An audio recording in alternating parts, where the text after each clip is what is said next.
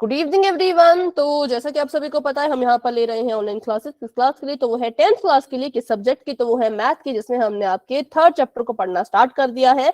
सबसे पहले बात कर लेते हैं पोल रिजल्ट की। तो पोल रिजल्ट कुछ इस तरीके का था पिछली क्लास में हमने जो है वो आपसे 2 क्वेश्चन पूछे थे।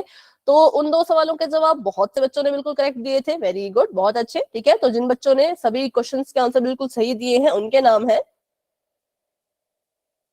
चारू, कनिष्का, खुशबू, संजीव, रुचि, रीना, रानी, शुभम, कैफ, अनु, निदा, रिया, हिमांशी, निकिता, ज्योति और अंकित। ठीक है, बाकी भी सभी बच्चों ने चैट में चैट में नहीं, पोल में आंसर देने की कोशिश की, तो इसलिए वेरी गुड। सही गलत बच्चों चलता रहता है, लेकिन ऐसा बिल्कुल नहीं करना है कि आप पोल में आंसर नहीं दे रहे हो। जैसे कि देखो, यहाँ पे जिन्होंने दिया सिंह जी के नाम से और किरण सिंह जी के नाम से क्लास को ज्वाइन किया था, उन्होंने पोल में आंसर ही नहीं दिए थे। ऋषु जी के नाम से जो है उन्होंने भी आंसर नहीं दिए थे। राज ने और पिछली बार केशव ने भी आंसर नहीं दिए थे। तो केशव, आज की क्लास में आप जरूर आंसर देना। ठीक है, अगर आपको नहीं पता पोल कहाँ है क्या है तो आप मुझसे पूछ सकते हो। अच्छा, एक और नाम रहता है शायद, ओके, वो सलोनी का है। ठीक है, चलो तो बढ़ते हैं, अभी क्लास को शुरू करते हैं आज की। तो हम पढ़ रहे थे 2 चरों वाले रैखिक समीकरण युग्म के बारे में। बात करें पिछली क्लास की, तो पिछली क्लास में हमने उसके आलेख के बारे में पढ़ा था और हमने एक चीज सीखी थी कि जितने भी, ठीक है, जितने भी हल होंगे किसी भी समीकरण के, वो कहां पर आएंगे? तो वो उस समीकरण के ग्राफ में जरूर आएंगे। मान लो ये जो नीले नीले रंग की मैंने लाइन बनाई है, ये किसी समीकरण के ग्राफ की रेखा। ठीक है, ये क्या है? ये किसी समीकरण के ग्राफ की रेखा है और यहाँ पे कुछ बिंदु है। उन बिंदु को जब जोड़ा तभी तो ये लाइन बनी होगी, है ना? जब हमने इन बिंदुओं को जोड़ा होगा तभी तो वो लाइन बनी होगी, ये वाली। तो इसका ये मतलब है कि इस लाइन के ऊपर, इस रेखा के ऊपर बच्चों जितने भी बिंदु होंगे वो सभी बिंदु उस समीकरण के हल होंगे। पहली चीज तो हमने ये सीखी थी। ठीक है, और दूसरी चीज हमने ये सीखी थी कि इस रेखा पर, ठीक है, दूसरी चीज हमने ये सीखी थी कि समीकरण के जितने भी हल होंगे वो इस रेखा पे जरूर जरूर आएंगे। दोनों चीजें क्या है? बस एक दूसरे की उल्टी है। पहली चीज ये कह रही है कि रेखा के ऊपर जितने बिंदु आ रहे हैं वो सभी समीकरण के हल है, और दूसरी चीज ये कह रही है कि जितने भी हल होंगे वो पक्का इस रेखा पर आएंगे, है ना? फिर हमने कुछ सवाल किए थे जिसमें हम बिना ग्राफ बनाए ये पता करते थे कि कैसे कैसे कौन कौन से बिंदु हैं जो लाइन पे, रेखा पे आएंगे, कौन कौन नहीं आएंगे।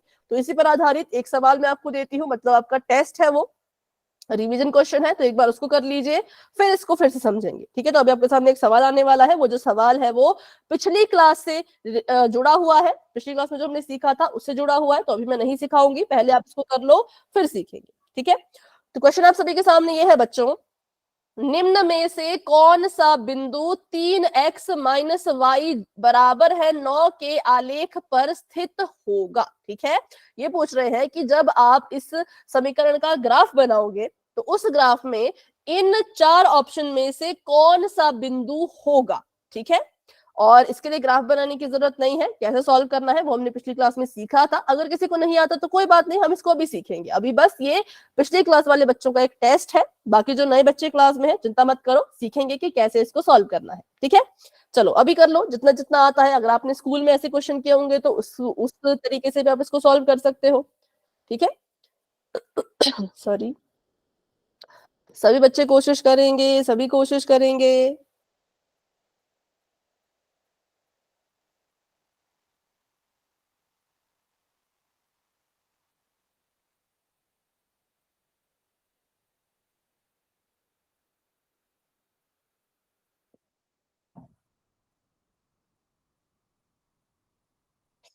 ये पूछ रहे हैं कि कौन सा बिंदु होगा जो इस रेखा पर आएगा।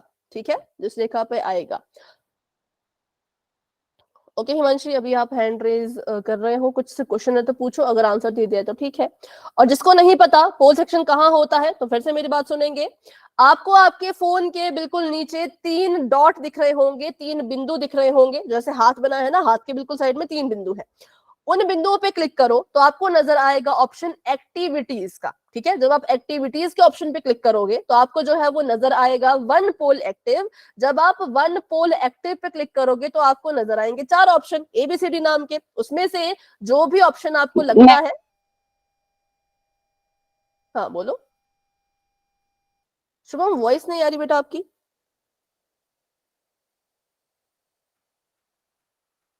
आवाज नहीं आ रही, किसी और को आ रही है क्या इनकी आवाज? हाँ मैम। ओके, फिर आपको 4 ऑप्शन दिखेंगे, उसमें से किसी एक पे क्लिक करो, जो भी सही आपको लगता है उस पे क्लिक करके वोट पे क्लिक करो। शुभम आपकी वॉइस नहीं आ रही, बहुत ही मतलब कट कट के आ रही है, एक बार क्लास को लेफ्ट करके फिर से ज्वाइन करो। अभी नोटबुक नहीं दिखानी है, अभी नोटबुक बंद कर दो। ठीक है, क्योंकि रिवीजन क्वेश्चन है और बहुत से बच्चों ने आंसर कर दिया है। Very good very good. 21 बच्चे क्लास में हैं, 21 में से 15 बच्चों ने अपना आंसर दे दिया है, बाकी बच्चे भी कोशिश कर रहे हैं, तो कोशिश करते रहो, कोशिश करते रहो और अपना आंसर दे दो पोल में। अभी मुझे बताओ कौन स्टूडेंट है जिनको इस क्वेश्चन को सॉल्व करने के लिए थोड़ा सा और समय चाहिए? अगर कोई है तो माइक ऑन करके यस बोलेंगे, अगर कोई नहीं है तो फिर कुछ नहीं बोलेंगे। Yes ma'am. कोई नहीं है, यस। अच्छा, किसी का एक तो आया मिनट अभी। मैम, हो गया। हाँ कर लो ठीक है। तो रीना अभी क्वेश्चन कर रही है, उनके अलावा और कोई है तो वो भी करो। सलोनी आपका माइक ऑफ है, अगर आप कुछ कह रहे हो बेटा तो आपका माइक ऑफ है। यस मैम, कर रही हूँ। ओके, कर लीजिए, वेरी गुड।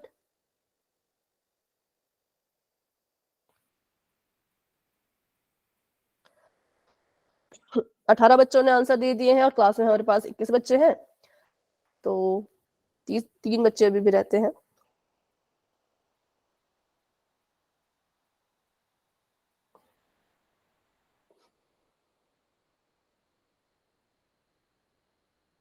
ठीक है, तो अभी हम 7:09 तक वेट करेंगे, फिर हम पोल को एंड करना स्टार्ट कर देंगे। तब तक के लिए अगर होता है तो ठीक है, नहीं होता तो कोई बात नहीं, आप अपना आंसर चैट में दे देना, ठीक है।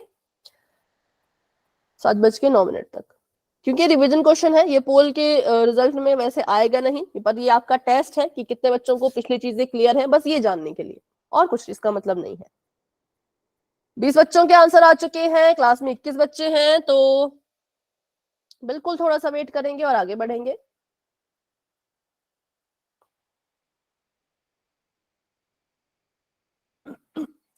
ठीक है, अभी करते हैं 10 सेकेंड्स का वेट और बढ़ते हैं आगे। 10, 9, 8, 7, 6, 5, 4, 3, 2, 1। तो अभी के लिए मैंने पोल एंड कर दिया है, अगर किसी स्टूडेंट का नहीं हो पाया तो बेटा बिल्कुल कोई बात नहीं है, इसमें आप अपना आंसर चैट में दे सकते हो, ठीक है, और अभी बता सकते हो क्या आंसर आया। ऑप्शन नंबर सी कह रहे हो, चलो ठीक है, देखते हैं। सबसे पहली चीज, जिन बच्चों ने क्लास को अभी अभी ज्वाइन किया है और पिछली क्लास में अगर आप नहीं थे तो बिल्कुल ध्यान से यहाँ पे देख लीजिए कि हम क्या पढ़ रहे हैं और क्यों पढ़ रहे हैं, ठीक है। तो सवाल आप सभी के सामने ये है, ये आपको एग्जाम में भी आ सकता है, तो इसलिए बिल्कुल ध्यान से देखो।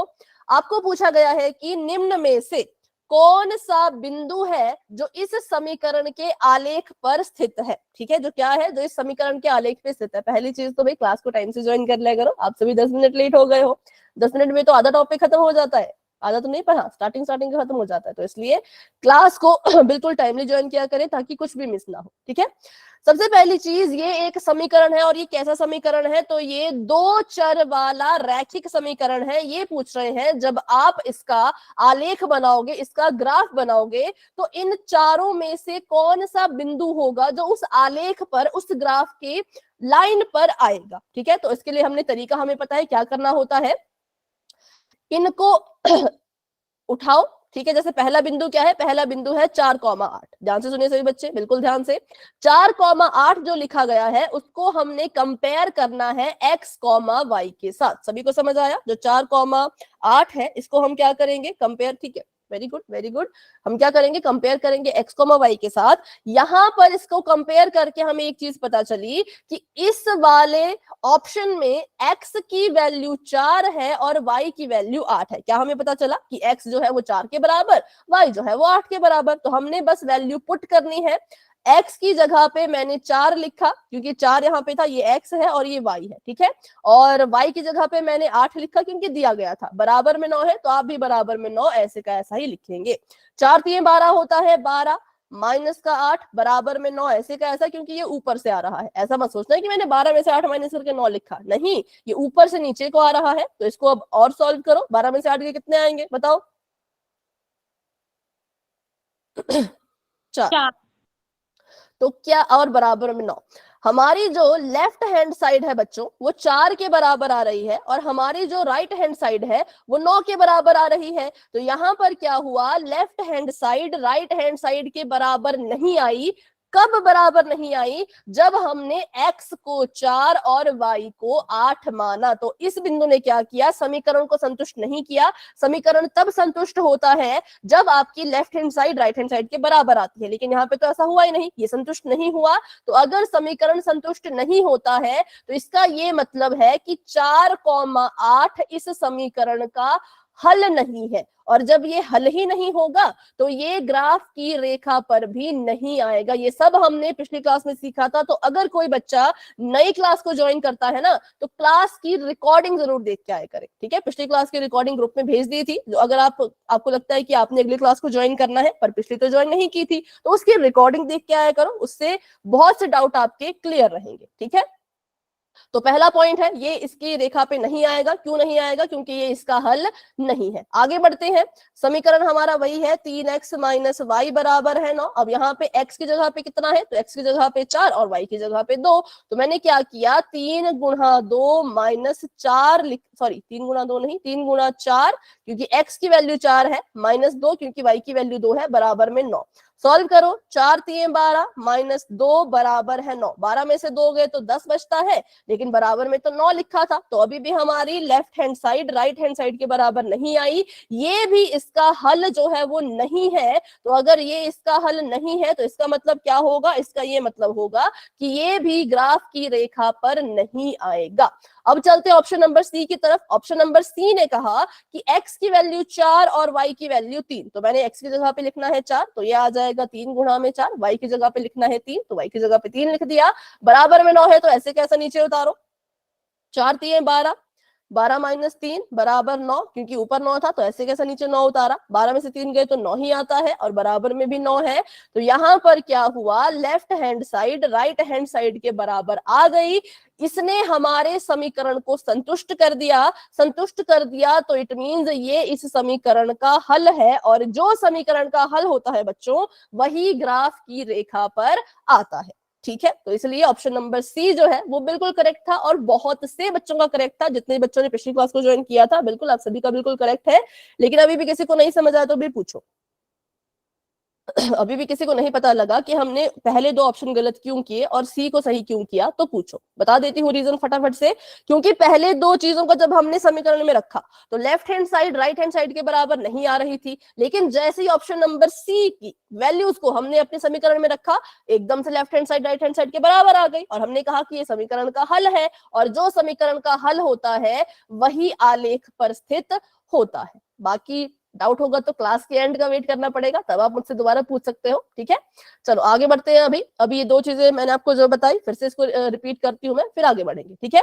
तो मान लीजिए ये है y अक्ष और ये है x अक्ष, ठीक है? ये हमारा y अक्ष और ये हमारा x अक्ष, और ये जो लाल सी रेखा आ रही है ये मेरे समीकरण की है। जो समीकरण जैसा आपको पीछे दिया था ना, देखो ऐसा आपको समीकरण दिया था, 3x माइनस वाई बराबर है 9। तो वैसा ही कोई एक समीकरण है, और उसकी जो है वो लाइन ऐसी आई लाल रंग की। ये लाइन कब बनती है, जब आप बिंदुओं को जोड़ते हो। बिंदु कैसे निकालते हैं ये भी हमने पिछली क्लास में सब कुछ सीख रखा है, ठीक है? बहुत सारे बिंदु थे, उनको जब हमने जोड़ा तो हमारे पास लाल रंग की लाइन आई। अब जितने भी ये हरे रंग के बिंदु आपको इस लाल रेखा पे दिख रहे हैं, ये सभी बिंदु उस समीकरण के हल होंगे जिस समीकरण का ये ग्राफ है, ठीक है? पहली चीज तो ये कि इस लाइन पे जितने भी बिंदु आ रहे हैं वो सभी उस समीकरण के हल होंगे 100% हम श्योरिटी के साथ कह सकते हैं। नंबर 2, जितने भी उस समीकरण के हल होंगे वो सभी इस लाइन पे जरूर जरूर आ रहे होंगे। मतलब ये 2 लाइनें एक दूसरे के बस उल्टी हैं और कुछ नहीं है। पहली चीज, जो जो समीकरण का हल है इस रेखा पे आएगा, और इस रेखा पे जो जो बिंदु आ रहे हैं वो समीकरण के हल है। बस ये भी हमने पिछली क्लास में सीखा था, ठीक है? हाँ बताओ मैम 0 इज इक्वल टू 0 आ सकता है आंसर? इस वाले में। मैम ऐसे पूछ रहे हैं। आ सकता है। मान लो आपने x की वैल्यू 0 रखी और आपको y की वैल्यू भी 0 मिली तो आ सकता है। फिर आपकी रेखा कैसे जाएगी, फिर आपकी रेखा जो है वो 0 0 से तो ऐसे जाएगी, है ना, ऐसे गुजरेगी। ठीक है, आ सकता है, बिल्कुल आ सकता है 0 0 भी। ठीक है, चलो, लेकिन और भी पॉइंट होंगे। 0 0 तो होगा ही होगा, लेकिन इसके अलावा ये मान लो 0 0 है तो यहाँ पर एक पॉइंट है, उसका भी कुछ मान होगा। मान लो वो है आपके पास 3 और 4, यहाँ पे कोई पॉइंट होगा, उसका भी कुछ नाम होगा, है ना, ऐसे सभी के नाम होते जाएंगे। तो बस यही था। तो अभी क्या करेंगे सभी बच्चे, मुझे ग्राफ बना के दिखाएंगे अपनी अपनी कॉपी पर। ठीक है, किसका ग्राफ बनाना है, तो समीकरण है x माइनस वाई जमा 4 बराबर है 0। इसका मुझे ग्राफ बना के दिखाओ। 3 पॉइंट्स लेने हैं, सिर्फ 3 पॉइंट्स लो और सॉल्व करो उसको और उसका ग्राफ बनाओ। ठीक है, सभी करेंगे इसको, कोशिश करेंगे और अपनी नोटबुक मुझे दिखाएंगे कैमरा ऑन करके। ज्यादा नहीं लेने हैं, x की 3 वैल्यू लो, y की 3 वैल्यू आ जाएंगी, उन्हीं 3 वैल्यू की मदद से आप पूरा का पूरा ग्राफ जो है वो यहाँ पे मुझे ड्रॉ करके बताओगे। ठीक है, सभी करेंगे। पहले मुझे बताओ, कोई स्टूडेंट है क्या जिसको x और y की वैल्यू निकालनी मतलब अभी नहीं आती है, आपने अगर नहीं सीखा है तो वो बच्चा माइक ऑन करके यस बोलो।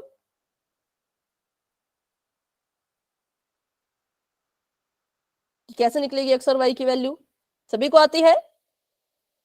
चलो तो फिर करो, तो फिर इसको सॉल्व करो। जो भी आंसर आएगा, जैसा भी ग्राफ बनेगा, कॉपी दिखा देना। हाँ, गुड इवनिंग बच्चों को। अच्छा, सबसे पहले तो जिन बच्चों ने क्लास को जो है वो ज्वाइन किया है, अगर आपने अपना अभी तक SRN नंबर चैट में नहीं लिखा है तो प्लीज लिख लो। बहुत से बच्चे मुझे दिख रहे हैं जिन्होंने अपना SRN चैट में नहीं लिखा है, तो लिख लीजिए, जैसे कि चारू, रिया, और उसके बाद रानी, सोनिया, राज, साजिया, ज्योति, अंकित, काकुल, है ना। सही बच्चे पहले अपना नाम और SRN चैट में लिख लो फटाफट से, फिर क्वेश्चन सॉल्व करना। हाँ, संजीव ने भी नहीं लिखा था, ठीक है।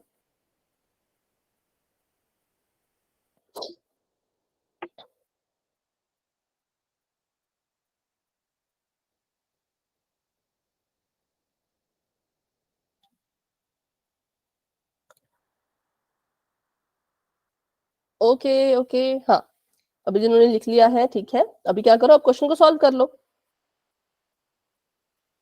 और नोटबुक जरूर दिखाना। प्रैक्टिस करो भाई ग्राफ बनाने की। ग्राफ बनाना नहीं आया तो इस पूरे चैप्टर का कोई फायदा नहीं है। अगर आपको ग्राफ बनाना नहीं आएगा तो ये पूरा चैप्टर आपके लिए बहुत टफ हो जाएगा। ग्राफ के ही क्वेश्चन आते हैं, 3 मार्क्स का तो आ सकता है ग्राफ का सवाल, ठीक है। तो इसलिए सभी कोशिश करेंगे, कोई भी ऐसा नहीं होना चाहिए जो कॉपी लेके नहीं बैठे हो या कॉपी पे सॉल्व नहीं कर रहे हो, ग्राफ नहीं बना रहे हो।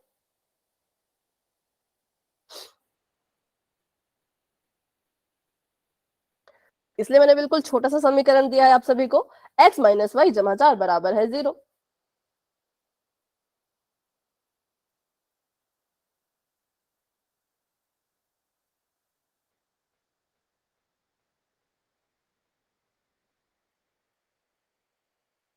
अच्छा रुको, वैल्यूज कहीं गलत ना आ रही हो आपकी, माइनस रहने दो, इसको जमा कर लो,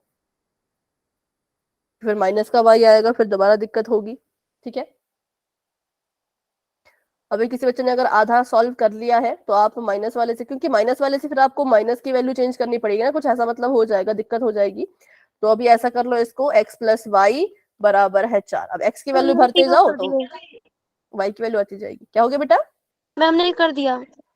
हाँ, अगर कर दे तो अपना ग्राफ दिखा दो। जिसको भी माइनस वाले से दिक्कत हो रही है तो वो जमा का निशान ले लो y के साथ, ग्राफ ठीक में है। बना के दिखाना है हाँ, ग्राफ बना के दिखाना है, बिल्कुल। कि मैम 2 मिनट रुक मतलब जाओ। कॉपी पे ही बनाओ, ऐसा मत करना कि ग्राफ पेपर ढूंढने बैठ गए, इतना नहीं, कॉपी पे ही फटाफट से ग्राफ बनाओ, X axis Y axis points लिखो और बताओ सीधी रेखा आ रही है कि नहीं, बस इतना ही मैंने देखना है।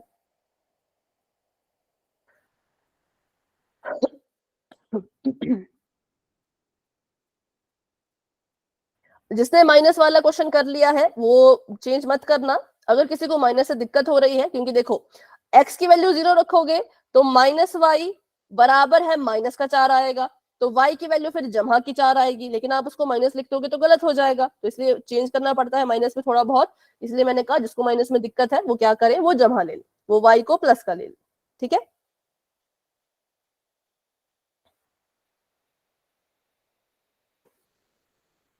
तो अभी मैं 2 मिनट का वेट करूंगी 23 तक, फिर हम इसको सॉल्व करना शुरू कर देंगे। तब तक के लिए जो बच्चे नोटबुक दिखा पाए ठीक है, नहीं दिखा पाए तो फिर क्लास खत्म होने के बाद दिखा देना, ठीक है। ज्यादा समय नहीं देंगे इसको।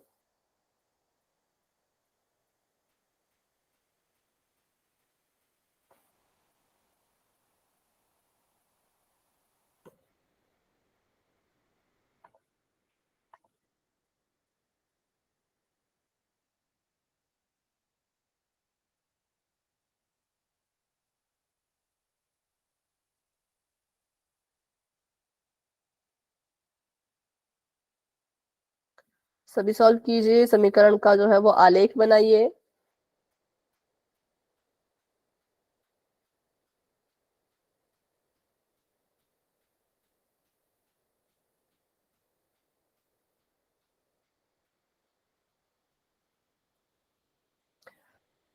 ठीक है, आपका मैं देख रही हूँ रिया।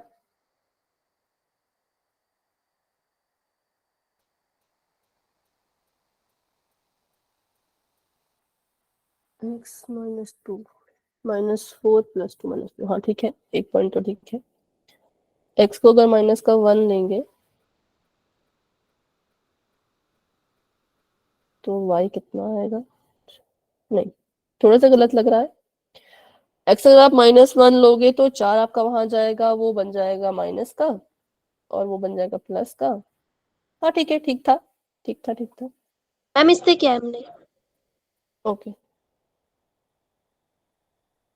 ये सही ये है मैम? ग्राफ हो। हाँ, तो कैमरा ऑन रखना पड़ेगा तभी मैं देख पाऊंगी पूरी डिटेल में। कैमरा थोड़ी देर के लिए आपको ऑन रखना पड़ेगा। ओके, उसके बाद है 2 और 6। अगर x की वैल्यू हम 2 रखते हैं तो y जो है वो 6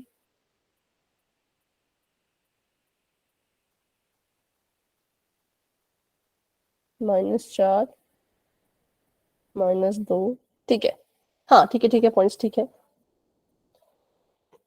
चलिए, तो अभी 23 भी हो चुके हैं भाई। अभी मैं इसको सॉल्व कर लेती हूँ। जो बच्चे सॉल्व अभी अपनी नोटबुक दिखाना चाहते हैं वो मुझे बाद में दिखा देना, ठीक है।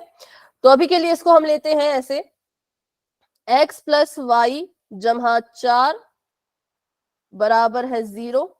पर मैंने इसको थोड़ा चेंज करके लिख दिया था, तो अगर मैं यहाँ पे इसको माइनस का ले लूं तो ये बन जाएगा x + y बराबर है 4, ठीक है।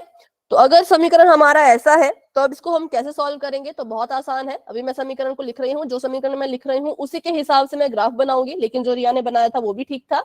तो मेरा समीकरण है x जमा y बराबर में 4, ठीक है।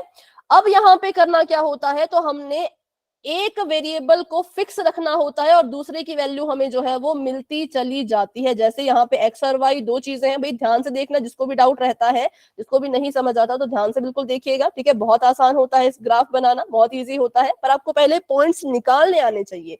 पूरी प्रश्नावली का यही सबसे बड़ा वो है, सबसे मतलब इंपॉर्टेंट चीज है, पॉइंट्स निकालना। तो x की जगह पे मैंने अपनी मर्जी से 0 रखा, ठीक है। x की जगह पे मैंने क्या किया, अपनी मर्जी से जो है वो 0 रखा, और फिर y की वैल्यू निकालने की कोशिश की। तो अगर x मेरा 0 है तो y कितना आ जाएगा, y 4 आ जाएगा। तो पहला पॉइंट मुझे मिल गया है 0, x का 0, y का 4। इसको कैसे लिखते हैं, तो जैसे हमने पीछे ऑप्शन में देखे थे तो कॉमा करके लिखे गए थे। कैसे लिखे गए थे, तो जल्दी पीछे देखते हैं। ऐसे लिखे गए थे कॉमा करके, 4,8, 4,2, 3,4, 4,3। तो हम भी क्या करेंगे, जो हमने अपना पॉइंट निकाला उसको ऐसे कॉमा करके रखेंगे x, y में, कि x जब 0 था तो y जो है वो 4 आया, ठीक है। आगे अगर मैं x की वैल्यू को 1 लिखूं, है ना, अगर मैं x की वैल्यू को 1 लिखूं तो y कितना आएगा, तो x की जगह पे मैंने लिख दिया है 1 जमा y बराबर 4। समीकरण ऐसे का ऐसा, y को यहाँ पे अकेला छोड़ा, 1 यहाँ पे जमा का था, उस तरफ जाएगा तो माइनस का हो जाएगा, तो हमारे पास y की वैल्यू आ जाएगी 3। तो जब मैंने x को 1 रखा तो y मुझे 3 मिला। तो अगला मेरा पॉइंट आ गया 1,3, मतलब कि x 1 रखने पर y 3। तो दूसरा पॉइंट भी मैंने निकाल लिया। तीसरा पॉइंट निकालने के लिए मैंने क्या किया, x की जगह पे अपनी मर्जी से 2 रखा। तो यहाँ पे अगर मैं 2 रखूं तो 2 y के साथ जमा हो रहा है, जब बराबर के उस पार जाएगा तो माइनस करेगा, 4 में से 2 गए तो 2 ही आते हैं, ठीक है। तो अगला पॉइंट मुझे मिल गया कि x को 2 रखने पर y भी जो है वो 2 ही आ रहा है। तो ये 3 पॉइंट्स मुझे मिल गए हैं। अब इन्हीं की मदद से हम क्या करेंगे, ग्राफ बनाएंगे। लेकिन सबसे पहले मुझे वो बच्चे y टाइप करके बताओ जिस जिसको भी ये समझ आ गया कि पॉइंट्स निकलते कैसे हैं, निकालने कैसे होते हैं। सभी बच्चे y टाइप करेंगे जिसको समझ आया। जिसको अभी भी डाउट है तो पूछो, क्योंकि अगर यही समझ नहीं आएगा तो आगे बढ़ के कोई फायदा नहीं है। हाँ बोलो बोलो। ठीक है, एक बार इसको रिपीट करते हैं, ठीक है। सबसे पहले हमें जो है वो समीकरण दे रखा है x + y बराबर है 4 करके, ठीक है। तो हमने क्या किया, पहले यहाँ पे लिख दिया x, फिर यहाँ पे लिख दिया y। क्योंकि हमने ग्राफ बनाना है। ग्राफ बनाने के लिए हमें दो पॉइंट्स जो है वो पता होने चाहिए, एक्स का भी पता होना चाहिए, वाई का भी पता होना चाहिए। ठीक है, तो हमने क्या किया, एक्स वाई को पहले ऐसे लिख दिया। अब हमने यहाँ पर कुछ पॉइंट्स जो है वो निकालने हैं। तो वो कैसे निकलते हैं, तो बिल्कुल सिंपल है। आप एक चर को फिक्स रखो और एक चर की जगह पे अपनी मर्जी से वैल्यू डालते रहो। तो मैंने क्या किया, मैंने एक्स की जगह पे अपनी मर्जी से 0 लिखा। ठीक है, तो फिर वैल्यू पुट करो। एक्स को अगर हमने 0 माना है तो ये बन जाएगा एक्स की जगह पे 0 जमा वाई बराबर है में 4। अब 0 का तो कोई वैल्यू होती नहीं, तो वाई अकेला बराबर में 4। तो एक्स को 0 रखने पर वाई 4 आ गया। ठीक है, अब अगला मैंने देखना है, एक्स को अगर मैं 1 के बराबर रखूं, एक्स को अगर मैं 1 रखूं, तो यहां पे मैंने लिख दिया 1 जमा वाई बराबर है 4। वाई को अकेला छोड़ा, एक यहाँ पे जमा कर रहा है, बराबर है कि उस पार जाएगा तो माइनस करेगा, तो यहां से वाई की वैल्यू आ गई 3। तो एक्स को 1 रखने पर वाई कितना आया, 3 आया। ठीक है, अब मैंने एक्स की वैल्यू ले ली 2, तो एक्स की जगह पे 2 रखो। यहाँ पे 2 रख दिया। अब इस 2 को उठा करके जब बराबर है कि उस तरफ में भेजूंगी, तो परे तो 4 बैठा है, 4 में से जब 2 माइनस करेगा, ठीक है, 4 में से जब 2 माइनस करेगा तो कितना आ गया, 4 में से 2 गए 2। तो x की वैल्यू 2 रखने पे y भी हमें 2 मिला। और इन पॉइंट्स को लिखते कैसे हैं, तो हमेशा x की वैल्यू को पहले कॉमा करके y की वैल्यू को बाद में। तो पहला पॉइंट मेरा है 0,4, दूसरा पॉइंट मेरा है 1,3 और तीसरा पॉइंट मेरा है 2,2। इनकी मदद से अब हमारा जो ग्राफ है वो बनेगा। ठीक है, अभी कोई डाउट? No ma'am. चलो, तो अब इसको मिटाते हैं, इसका ग्राफ बनाते हैं। अब हमें पॉइंट्स जो है वो मिल चुके हैं। पॉइंट्स याद रखना भाई, एक तो था 0,4, 1,2 था क्या, नहीं 3, और था 2,2। ठीक है, अब एक्स वाई की वैल्यू तो मिल गई। अब एक्स वाई का ग्राफ भी बनाओ। ये हमारी गई वाई एक्सिस और ये मान लीजिए एक्स एक्सिस। ठीक है, अक्ष, एक्स अक्ष और वाई अक्ष भी बना दिया। अब इसके पॉइंट्स लिख लेते हैं। तो यहाँ पर एक्स की जगह पे 1, 2, 3, 4, और वाई के ऊपर की तरफ को जाएंगे तो ये भी पॉजिटिव ही रहेगा, और इस तरफ को आएंगे तो नेगेटिव, और नीचे को जाएंगे तो भी नेगेटिव, और ये बीच में हमारा मूल बिंदु। ठीक है, अब पहला पॉइंट जो मेरे पास है वो है 0,4। इसका मतलब ये कि x की वैल्यू 0, y की 4। मुझे बताओ ये पॉइंट मुझे कहां पर मिलेगा, बताओ। वाई अक्ष पर, और कहां पर, y अक्ष के किस बिंदु पर? प्लस का साइड मिलेगा। हाँ, किस बिंदु पर? ऊपर साइड, ऊपर साइड। हाँ, पर किस बिंदु पर? ऊपर कितने सारे है ना, 1 भी है, 2 भी है, 3 भी है, 4 भी है, 5 भी है। 4 पे। 4 पे, बिल्कुल। क्योंकि बच्चों x जो है वो 0 है, तो x को अब हम नहीं देखेंगे। x 0 का मतलब x अक्ष पर कुछ भी नहीं है, उसको मत देखो। y 4 है तो y के 4 पर ऐसे बिंदु लगा दो, तो ये हमें हमारा पहला पॉइंट मिल गया जिसका नाम है 0,4। ठीक है, आगे बढ़ते हैं। अगला पॉइंट है 1,3, मतलब x का 1 और y का 3। तो हम ढूंढेंगे कि x का 1 कहाँ है। तो x का 1 मुझे यहाँ पे दिख रहा था, बिल्कुल ये है, यहाँ पे देखो, ये x का 1 है। और y का 3 कहाँ है, तो y का 3 जो है वो यहाँ पर है। तो जहां पर भी ये आपस में मिलेंगे उसी को हम बिंदु मानते हैं। मतलब क्या करना है, x के 1 से ऊपर की तरफ को जाओ, y के 3 से आगे की तरफ को आओ। जहां पर भी ये रेखाएं मिल जाएं वहीं पे हमारा बिंदु जो है वो बन जाता है। तो मतलब यहां पर वो बिंदु होगा। किस किस को ये बिंदु आते हैं भाई, बताओ। मेरे को आती है। हाँ, और अच्छा, किसको नहीं आते वो बताओ, बिंदु ढूंढना सभी को आता है? सब यही गलती करते बिंदु वाला। हाँ, तो इसलिए मैं पूछ रही हूँ कि बताओ किस किस को नहीं आते, फिर हम इसको और अच्छे से करेंगे ना। अगर कोई है जिसको नहीं आता तो खुल के बोलो, सीखना है तो खुल के बोलना पड़ेगा। वो चीज अगर हम सीखना चाहते हैं तो बताना पड़ेगा ना कि नहीं आ रहा, नहीं समझ आ रहा, तो पूछ लिया करो। ठीक है, तो x का 1 यहाँ पर दिखा, y का 3 यहाँ पर दिखा, तो x के 1 से ऊपर गए y के 3 तक, तो यहाँ पे हमें अपना दूसरा बिंदु मिल गया जिसका नाम है 1,3। गलती से भी इसको 3,1 मत लिखना, इसका पूरा मतलब बिगड़ जाएगा, पूरा मतलब इसका चेंज हो जाएगा। ठीक है, तो मैंने यहाँ पे लिख दिया 1,3, ये मेरा अगला बिंदु मुझे मिल गया। उसके बाद है 2,2, मतलब कि x का भी 2 और y का भी 2। x का 2 यहाँ पर है, y y का 2 यहाँ पर है, तो अगला बिंदु मुझे यहाँ पर मिल गया। ठीक है, तो ये बन गया 2,2। अब हमने क्या करना है, इन सभी बिंदुओं को आपस में मिलाना है और देखना है कि क्या बन रहा है। ठीक है, तो मैंने क्या किया, यहाँ से एक लाइन हमने खींचनी है ऐसे करते हुए, जिसमें ये तीनों बिंदु जो है वो हमारे आ जाएं। थोड़ा सा टेढ़ा हो गया।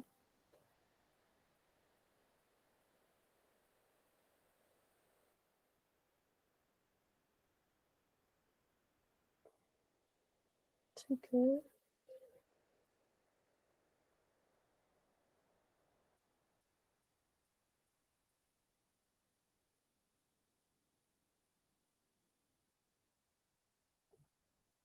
रूलर आया क्यों नहीं? ओके, जब ऐसे लाइन खींचोगे तो कुछ ऐसे ही जा रही है।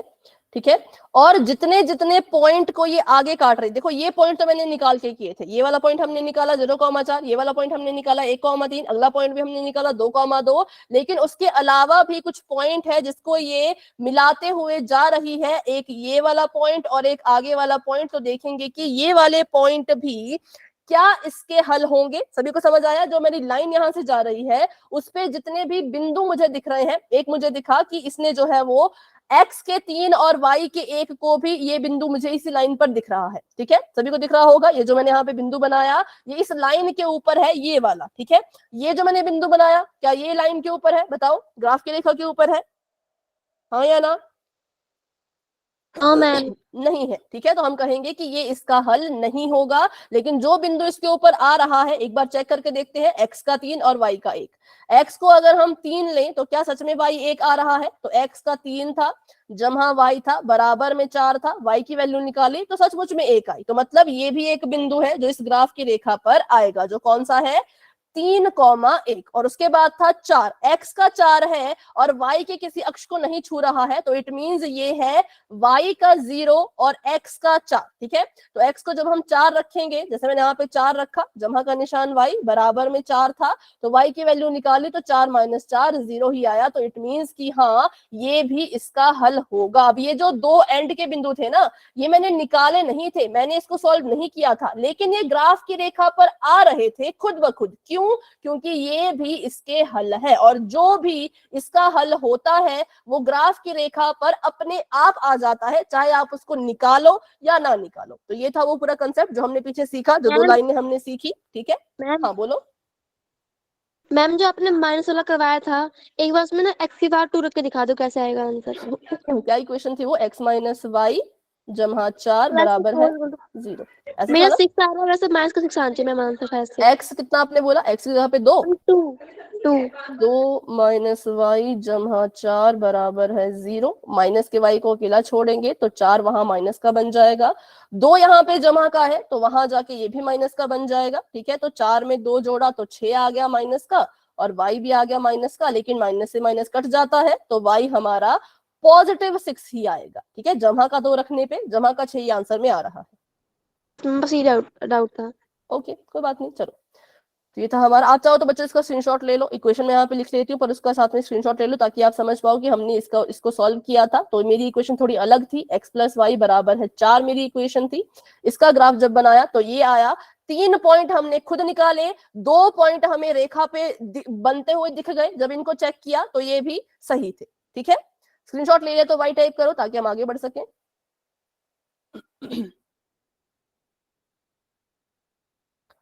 फटाफट से सभी y टाइप करेंगे जो समझ, सॉरी स्क्रीनशॉट ले लिया है तो।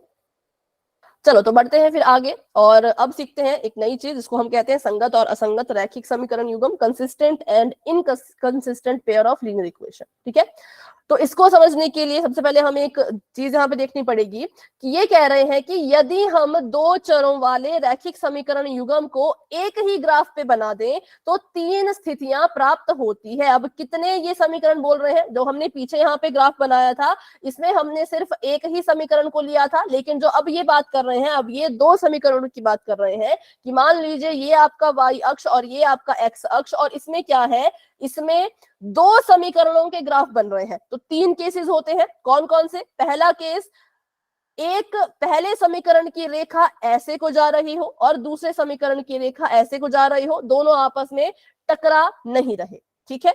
दूसरा केस क्या हो सकता है, मान लो पहले की रेखा ऐसे की ऐसी गई और दूसरे की रेखा यहां से आ गई, तो ये दूसरा केस हो गया। ये पहले समीकरण की नीली और दूसरे समीकरण की हरी, ये दूसरा केस हो गया। तीसरा केस क्या हुआ कि पहले समीकरण की रेखा नीले रंग की थी और दूसरे समीकरण की रेखा भी इसके ठीक ऊपर ही आ रही है, ऐसे कैसे, ठीक है। तो ये 3 केसेस बनते हैं, इसके अलावा कोई केस नहीं बन सकता। 3 ही केसेस बनते हैं, कब, जब आप 2 चर वाले रैखिक समीकरणों के युग्म को, मतलब 2 समीकरणों का ग्राफ एक ही उस पे आलेख पत्र पे या ग्राफ पेपर पे बनाओगे। तो 3 कंडीशन होती है, कौन कौन सी, तो मैंने आपको यही बताई।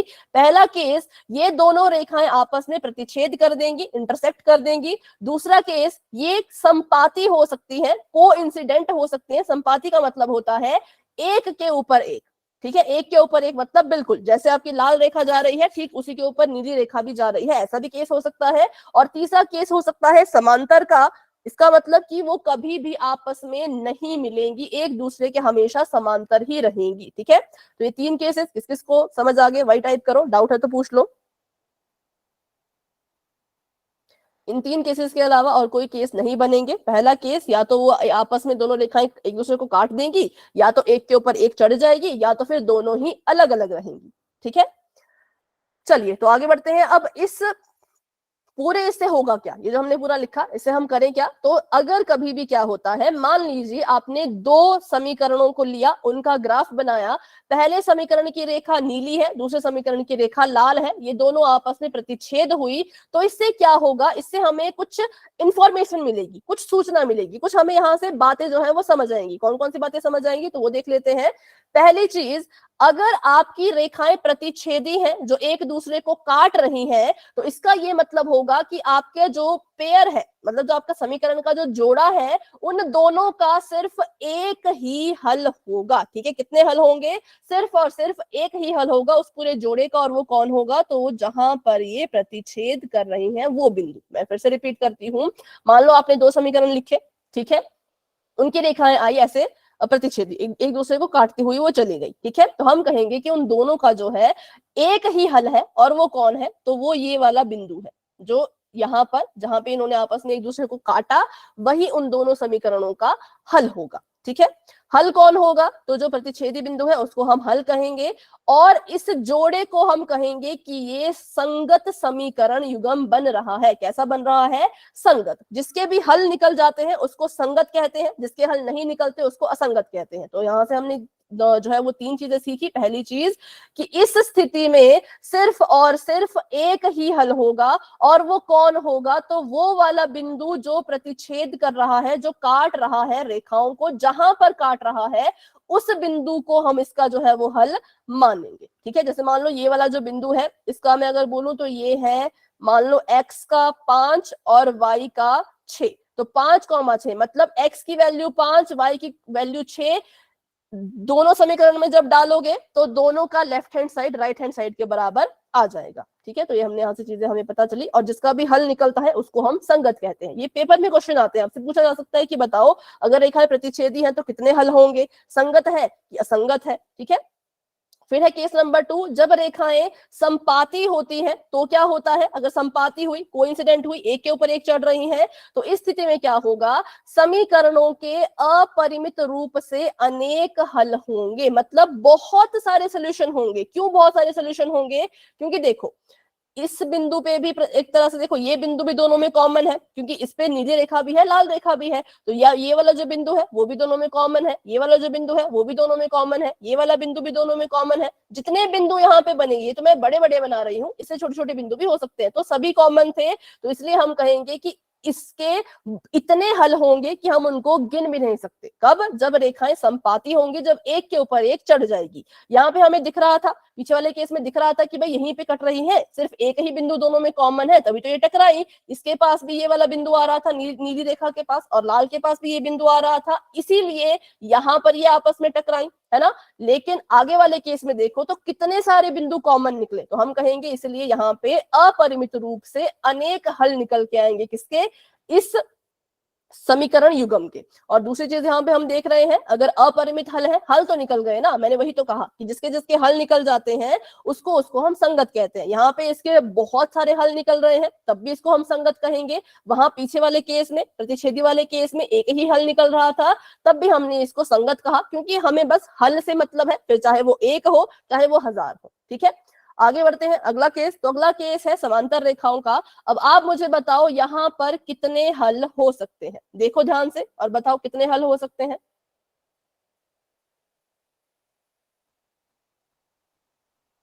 कितने बिंदु यहाँ पे कॉमन है? बिल्कुल इसके हल होंगे 0, मतलब कि इन दोनों का कोई हल ही नहीं होगा। क्यों हम ऐसा कह रहे हैं? क्योंकि भाई कोई बिंदु कॉमन ही नहीं है। सबसे पहले वाले केस में देखा तो एक बिंदु कॉमन आ रहा था, एक हल हुआ। दूसरे वाले केस में देखा एक के ऊपर एक रेखा चढ़ रही है, इतने सारे हल, इतने सारे बिंदु कॉमन आ रहे हैं, तो इतने सारे हल निकलेंगे। लेकिन यहाँ पर ये रेखा ऐसे ही चलती जाएगी जैसी चल रही है, बिल्कुल ऐसी ही चलती जाएगी, जहां पर ऐसे जा रही है सीधी होके ऐसे चलती जाएगी, चाहे इसको जितना मर्जी आगे बढ़ाओ। और लाल रेखा भी ऐसी चलती जाएगी, चाहे इसको जितना मर्जी आगे बढ़ाओ। ये आपस में कहीं भी कभी भी नहीं टकराएंगी, और जब ये आपस में मिल ही नहीं रही तो इनका कोई हल भी नहीं होगा। ठीक है, समीकरणों के कोई हल नहीं है। क्यों नहीं है? क्योंकि कोई भी चीज इन दोनों रेखाओं में कॉमन नहीं है। तो जब कोई हल नहीं निकल पाया तो इसको हमने कह दिया कि ये असंगत है, इनकंसिस्टेंट है। क्योंकि कोई हल ही नहीं, जब कोई हल ही नहीं निकल रहा तो उसको हम असंगत का नाम देते हैं। एक हल निकल रहा हो या अनेक हल निकल रहे हो तब उसको संगत कहते थे, पर अगर कोई हल ही नहीं तो उसको हम असंगत कहेंगे। तो ये 3 केसेस है। अभी इस पर आधारित एक क्वेश्चन करेंगे हम पोल में, ताकि मुझे पता चल सके ये तीनों केसेस आपको क्लियर हुए या नहीं हुए। ठीक है, तो अभी के लिए मैंने चैट ऑफ कर दी है, सवाल आप सभी के सामने आने वाला है। तो क्वेश्चन ये है, आप इस ग्राफ को देखो और मुझे बताओ कि दिए गए रैखिक समीकरण युग्म के कितने हल होंगे। ऑप्शन में एक बार पढ़ लेती हूँ, क्योंकि ऑप्शन में आप कंफ्यूज मत होना। अद्वितीय हल का मतलब होता है कि सिर्फ एक हल, कोई हल नहीं का मतलब कि 0 हल, अपरिमित हल मतलब कि बहुत सारे हल। ठीक है, तो मैंने आपको इसका वो भी बता दिया मीनिंग। अभी आप जाओ और पोल में अपना आंसर दे दो, जिसको जितना जितना भी समझ आया, जैसा जैसा भी समझ आया पोल में आंसर दे दीजिए कि अगर ग्राफ 2 समीकरणों का ऐसा बनेगा तो इनके कितने हल होंगे। चलो सभी कोशिश करो। जिसका हो चुका है वेरी गुड, वेरी गुड, सभी बच्चे कोशिश करेंगे।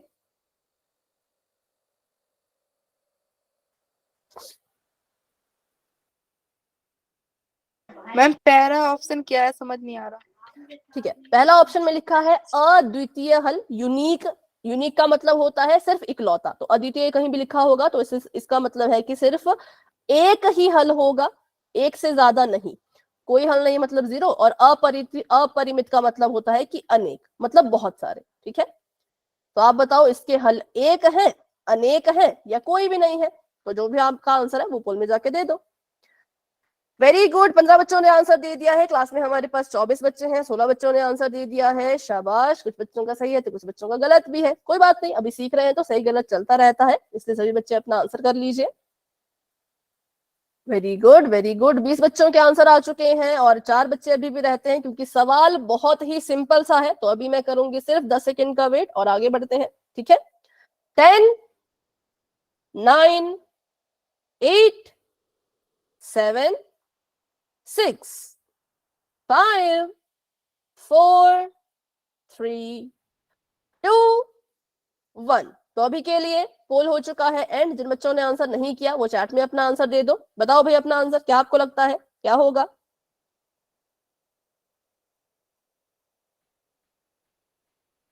ठीक है, ऑप्शन नंबर ए आप कह रहे हो। बिल्कुल, option number A is the right answer, क्योंकि हमने अभी तो पढ़ा कि अगर दोनों रेखाएं प्रतिच्छेद कर रही हैं, कितने बिंदुओं पर? एक बिंदु पे प्रतिच्छेद कर रही है, तो इसका ये मतलब है कि इनके बीच में सिर्फ और सिर्फ एक ही बिंदु कॉमन है जो दोनों के पास है। तो जितने बिंदु कॉमन होते हैं उतने ही हल निकलते हैं।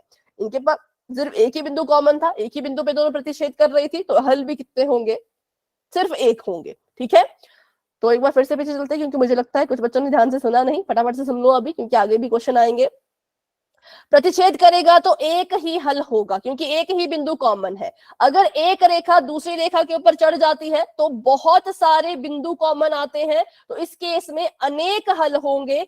अपरिमित रूप से अनेक हल होंगे, इनफाइनाइट हल होंगे जब आपकी जो रेखा है वो ऐसी होती है एक दूसरे के ऊपर चढ़ी हुई, ठीक है। और अगर बात करें हम इसकी तो ये समांतर रेखाएं हैं, समांतर रेखाओं में कोई भी यहाँ पे आपके पास पॉइंट कॉमन नहीं है, ऐसा कोई पॉइंट आपको नहीं दिखा जो नीली रेखा के पास भी हो और लाल रेखा के पास भी हो, दोनों अपने अपने रास्ते जा रही हैं, कभी भी आपस में नहीं मिलेंगी, ना एक दूसरे के ऊपर चढ़ेंगी, तो इसका मतलब इनका हल कोई भी नहीं होगा, जीरो होगा, ठीक है। जीरो नहीं मतलब कोई हल नहीं होगा। और अद्वितीय का मतलब होता है सिर्फ एक, इकलौता, यूनिक मतलब, तो ये समझ जाना, ठीक है। अद्वितीय मतलब एक हल, कोई हल नहीं मतलब कुछ भी हल नहीं आएगा, और अपरिमित रूप से अनेक मतलब इनफाइनाइट। तो अभी मैंने चैट फिर से ऑफ कर दिया क्योंकि अगला क्वेश्चन आने वाला है। तो नेक्स्ट क्वेश्चन आप सभी के सामने ये है कि दिए गए समीकरण युग्म के कितने हल होंगे। इसको ध्यान से देखो, ऑप्शन नंबर ए फिर से वही कि इसका एक हल है, अद्वितीय का मतलब कि इसका एक हल है, ऑप्शन नंबर बी मतलब कि इसका कोई भी हल नहीं होगा, और ऑप्शन नंबर सी का मतलब कि इसके अनेक हल मतलब कि इनफाइनाइट रूप से बहुत सारे हल होंगे। तो इसका आंसर भी पोल में देना है, जो कि बस अभी आपको नजर आने ही वाला है। तब तक के लिए अपना आंसर जो है वो ढूंढ लीजिए और पोल में जाके आंसर दे दीजिए। चलो सभी बच्चे करेंगे। ग्राफ अच्छे से देखो, ग्राफ को देख के पता लगाओ कि अगर ग्राफ ऐसा होगा, समांतर रेखाओं वाला होगा, तो कितने हल होंगे। ठीक है, ठीक है, वेरी गुड। सभी कोशिश करेंगे, सभी कोशिश करेंगे।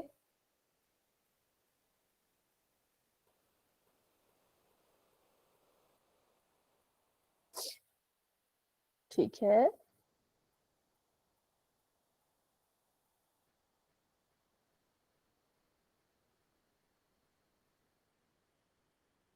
सोलह बच्चों के आंसर आ चुके हैं। क्लास में हमारे पास 22 बच्चे हैं और ये सवाल भी बहुत सिंपल है, तो करते हैं 10 सेकंड का वेट। जिन बच्चों ने आंसर नहीं किया आंसर कर देना।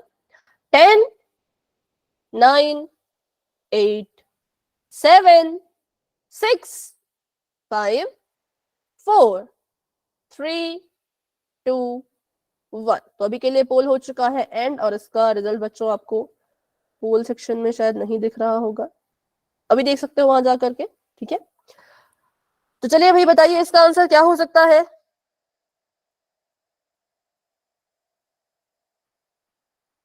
Okay, option number B is the right answer. इसका कोई भी हल नहीं होगा, क्यों? क्योंकि कॉमन पॉइंट नहीं है, एक अपने रास्ते जा रही है, दूसरे अपने रास्ते रेखा जा रही है, कभी मिलेंगी ही नहीं, तो कोई हल नहीं होगा, ठीक है।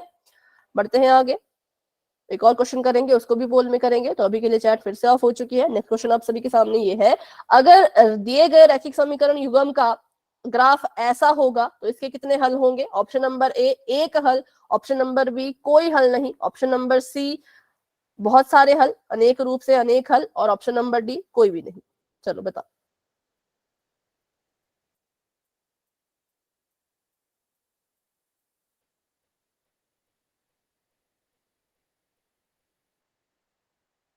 सभी कोशिश करेंगे अपना आंसर देने की। Very good, very good.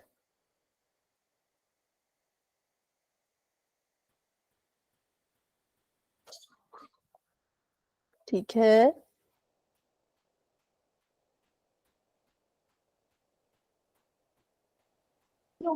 Ma'am अपरिमित हल क्या होता है? अपरिमित होता है बहुत सारे, अनेक, जिनकी हम गिनती भी नहीं कर सकते उतने, ठीक है, इनफाइनाइट। कुछ कह रहे तो भाई ऑफ है बेटा आपका। 15 बच्चों के आंसर आ चुके हैं, वेरी गुड। क्लास में हमारे पास 20 बच्चे हैं, 20 में से 15 बच्चों ने तो आंसर दे दिया, 16 बच्चों ने आंसर दे दिया, बाकी बच्चे भी आंसर करो। 17 बच्चों ने आंसर दे दिया, वेरी गुड, वेरी गुड। 3 बच्चे अभी भी रहते हैं, तो ये सवाल भी बिल्कुल ऐसा है कि देखो और आंसर दो, तो इसमें भी ज्यादा वेट नहीं करेंगे। 10 सेकंड का मैं वेट करती हूँ। जिसने आंसर नहीं दिया प्लीज अपना answer chat sorry poll section में दे देना, ठीक है।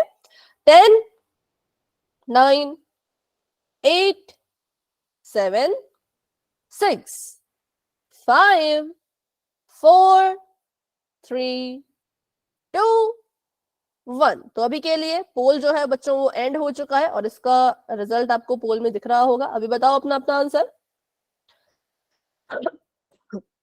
सॉरी, ठीक है, option number C is the right answer, क्योंकि इसमें अपरिमित रूप से अनेक हल हैं। क्यों? क्योंकि हम देख पा रहे हैं कि इनके पास इतने सारे पॉइंट्स जो हैं वो कॉमन है कि एक के ऊपर ये एक चलती ही गई, चलती ही गई, चलती ही गई।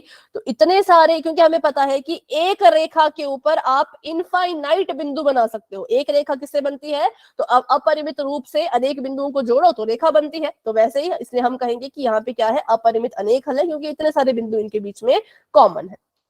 तो option number C is the right answer. ठीक है, अब हमने ये तो पढ़ लिया कि हमारे जो रेखाएं हैं ग्राफ की वो तीन तरह की होंगी, एक प्रतिच्छेदी, दूसरी संपाती और तीसरी समांतर। लेकिन क्या हम बिना ग्राफ बनाए, अब रेखाएं कैसी हो रही है ना वो तो हमें ग्राफ बना के पता चलेगा, लेकिन क्या हम बिना ग्राफ को बनाए सिर्फ अपने समीकरणों को देख के बता सकते हैं कि रेखाएं कैसी होंगी, समांतर होंगी, संपाती होंगी या प्रतिच्छेदी होंगी? बता सकते हो बस समीकरण को देख के। जैसे मैंने यहाँ पे लिखा 2x माइनस वाई बराबर है 4, और दूसरा मैंने लिखा यहाँ पर 5x माइनस 5y बराबर है 8। आप बस इन दोनों को आपने देखा, इन दोनों समीकरणों को देख के क्या आप बता सकते हो कि रेखाएं कैसी होंगी?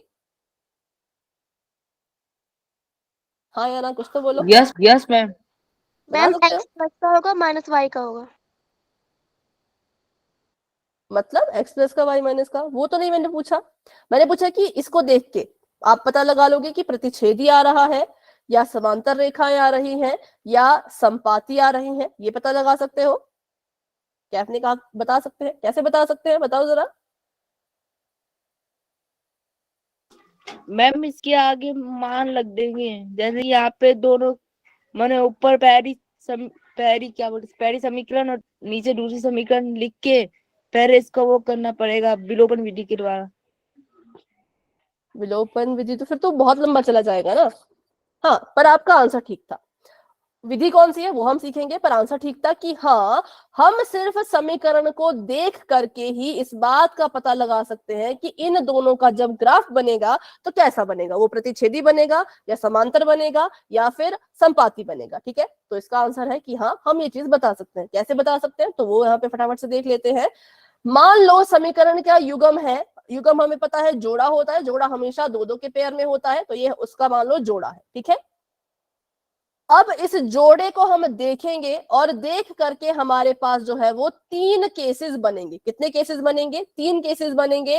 इन तीनों ही केसेस के अपने अपने अलग अलग मतलब होते हैं। ठीक है, मान लो मैंने क्या किया, मैंने अपना यहाँ पे समीकरण लिया और समीकरण में सबसे पहले तो मैंने ए बी और सी की, मतलब A1 की, B1 की और C1 की वैल्यू निकाली। फिर मैंने A2 की, B2 की और C2 की वैल्यू निकाली। ठीक है, फिर हमने इनका रेशो अनुपात लिखा। अनुपात कैसे लिखते हैं? ऊपर वाली चीज A1 का अनुपात A2 के साथ ही होगा। ऐसा मत करना कि A1 का अनुपात आपने B2 के साथ या B1 के साथ कर दिया, ऐसा नहीं करेंगे। A1 बटा A2 करेंगे, B1 बटा B2 करेंगे और C1 बटा C2 करेंगे। इसको सॉल्व करके हम पता करेंगे कि क्या ये आपस में बराबर है या नहीं है। अगर आपके पास ऐसा हुआ कि A1 A2 को जब आपने हल किया और वो B1 B2 के बराबर नहीं आया, तो हम कहेंगे कि इसका जो ग्राफ बनेगा वो प्रतिच्छेदी रेखाएं बनेगी। ठीक है, जैसे कि अगर यहाँ पे मैं उदाहरण लेके देखते हैं। मान लो मैंने पहला समीकरण लिखा 2x जमा 5y बराबर है, चलो बराबर को रहने दो, भी माइनस का साइन मतलब यहीं पे लिख लेते हैं इसको, -10 बराबर है 0। और दूसरा समीकरण मैंने यहाँ पे लिखा 3x माइनस 5y -5 बराबर है 0। तो यहां से पहले तो हम A1 B1 C1 A2 B2 C2 की वैल्यू निकालेंगे। तो बताओ A1 B1 C1 कितना है? A1 कितना है? मैम 2 है। B1 कितना है? 5 और C1 -10। माइनस का 10। ठीक है, और यहां से अगर मैं वैल्यू निकालूं A2 B2 C2 की, मैम B2 की 3 है। A2 की 3 है, B2 की कितनी है? -5 -5, और C2 की कितनी है? -5। -5, बिल्कुल। अब A1 B1 C1 ये A2 B2 C2 क्या है भाई? अब वैसे तो अब मुझे लगता है कि आपको पता होगा, पर अगर किसी को नहीं पता तो पूछ लेना, ठीक है। जो पहला समीकरण होता है उसका जो उसको लिखते हैं हम A1x B1y और C1 के रूप में, ठीक है। और जो दूसरा समीकरण होता है उसको हम लिखते हैं A2x जमा B2y जमा C2 बराबर है 0 के रूप में। अब हमने यहां से A1 B1 C1 A2 B2 C2 की वैल्यू निकाली। अब देखो जब आप A1 बटा A2 करोगे, मतलब A1 की वैल्यू कितनी है? 2 है। A2 की वैल्यू कितनी है? 3 है। A1 बटा A2 किया। अब जरा B1 बटा B2 करो, तो ये है मेरे पास B1 और ये है मेरे पास B2। B1 की जो वैल्यू है वो है 5, है ना, वो है 5, और B2 की जो वैल्यू है वो है माइनस का 5। क्या ये आपस में कटते हैं? कटते हैं। कट के कितना आ जाएगा? माइनस का 1, ठीक है। तो जब मैंने A1 बटा A2 किया तो 2 बटा 3 आया। जब मैंने B1 बटा B2 किया तो माइनस का 1 आया। क्या ये दोनों बराबर है? बताओ हाँ या ना। तो बता दो हाँ या ना। नहीं है। तो A1 बटा A2 जो है वो B1 बटा B2 के बराबर नहीं आया। तो इससे मुझे पता चल गया कि इनका जब ग्राफ बनेगा, ठीक है, जब इनका ग्राफ बनेगा तो वो कैसा बनेगा? वो प्रतिच्छेदी रेखाओं वाला बनेगा, ठीक है। तो ऐसे ही 3 केसेस निकल के आते हैं और तीनों का अपना अपना एक मतलब होता है। अभी के लिए आप इसका स्क्रीनशॉट लेना चाहते हो तो ले लो भाई, कि A1 बटा A2 निकाला, B1 बटा B2 निकाला और C1 बटा C2 नहीं निकाला, क्योंकि केस नंबर 1 अगर होता है, अगर आपका A1 और B1 मतलब यही अगर आपके बराबर नहीं आ रहे तो C1 C2 निकालने की जरूरत ही नहीं है। अगर ये बराबर आते फिर हम C1 और C2 को निकालते, फिर देखते कि क्या हो रहा है, ठीक है। तो पहला केस ये हो गया। और दूसरा केस एक बार देख लेते हैं फटाफट से। तो दूसरा केस होता है अगर A1 बटा A2 B1 बटा B2 और C1 बटा C2 तीनों ही बराबर आ जाए। कैसे आ जाए? बराबर आ जाए तो आपका जो ग्राफ बनेगा वो संपाती रेखा बनेगा। मतलब ऐसा बनेगा कि एक रेखा ये जा रही है और दूसरी रेखा भी क्या होगी? तो इसी के ऊपर जाएगी ऐसे करके, और ग्राफ आपका ऐसे बन जाएगा, ठीक है। कब? जब तीनों के अनुपात बराबर हो जाए। और आगे बढ़ते हैं, अगला केस देखते हैं। तो अगला केस ये कह रहा है अगर A1 A2 और B1 B2 एक दूसरे के बराबर है लेकिन C1 C2 इनके बराबर नहीं आ रहा, तब हमारी रेखाएं कैसी होंगी? तब हमारा ग्राफ कैसा बनेगा? ऐसा बनेगा समांतर रेखाओं का, जिसमें हमारी जो रेखाएं हैं वो आपस में कभी नहीं मिलेंगी, ठीक है। तो ये होता है तरीका क्या पता करने का? समीकरण को देख के ही पता लगाने का कि हमारा जो समीकरण है भाई उसके जो ग्राफ बनेंगे वो कैसे बनेंगे, समांतर, प्रतिच्छेदी या संपाती, ठीक है। बस ये मुझे बता दो करके, फिर हम क्लास को एंड कर देंगे। अगर समीकरण आपका ये है 5x माइनस 4y जमा 8 बराबर है 0 और है 7x जमा 6y माइनस का 9 बराबर है 0, तो ग्राफ कैसा होगा? प्रतिच्छेदी, संपाती या फिर समांतर? प्रतिच्छेदी। प्रतिच्छेदी, बिल्कुल ठीक है। क्योंकि जब हमने A1 बटा A2 निकाला वो कितना आया? वो 5 बटा 7 आया। और जब हमने B1 बटा B2 निकाला तो वो कितना आया? वो माइनस का 4 बटा 6, मतलब कि 2 दूनी 4 2 3 6, माइनस का 2 बटा 3 आया। माइनस का 2 बटा 3 और 5 बटा 7 बराबर नहीं होते। इसका मतलब A1 बटा A2 जो है वो B1 बटा B2 के बराबर है ही नहीं। तो जब ये बराबर नहीं होते, ये केस नंबर 1 है, जब ये बराबर नहीं होते तो क्या होता है? प्रतिच्छेदी रेखाएं होती हैं। और जब रेखाएं प्रतिच्छेदी होती हैं तो हल कितने होते हैं? सिर्फ और सिर्फ एक। तो यहां से हमें दो चीजें पता लगती है, एक तो रेखाएं कैसी होंगी, रेखाएं पता लग गई तो हल कितने होंगे, ठीक है। तो ये था आज की क्लास के लिए। बाकी इसको बहुत अच्छे से डिटेल में करेंगे हम अपनी अगली क्लास में। तो आज की क्लास को यहीं तक रखते हैं। आज को लेकर के किसी बच्चे के मन में कोई भी डाउट है तो भाई पूछो, लेकिन अगर कोई डाउट नहीं है तो क्लास को लेफ्ट कर सकते हैं। हाँ बोलो। मैम दोनों जगह सेम आंसर आना चाहिए। एक मिनट।